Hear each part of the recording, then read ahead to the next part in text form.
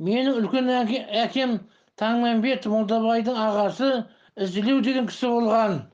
Қалабай бақсыменен бажа, әйелдері Асанның қыздары. Әрі олар ағайын адамдар. Бұл оқиға 1935-1937 жылдар болған. Ізілеу әкеміз және Қалабай бақсы Қарпақстан жаққа астық әкелуге бара жатқан беті екен. Қастарында тағы бір құрдас адамы болады. Құрдастың не оңған жері бар. Кешкі уақытта қалың сексеуіл ішіне түнеп отырған уақытта құрдасы жол серік болғанымызға 4-5 күн болды. Қара қобыздың құдіретін әлі бір көргеніміз жоқ деп оғаштау әзіл әңгіме айтады.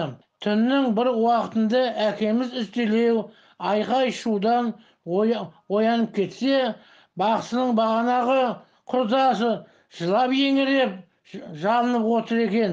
Сөйтсе түннің ішінде сексеуілдің басында тұрған қобыз жыланға айналып жаңағы құрдасын буындырып жатыр екен деп үлкен әкем Молдабай әңгімесін аяқтады.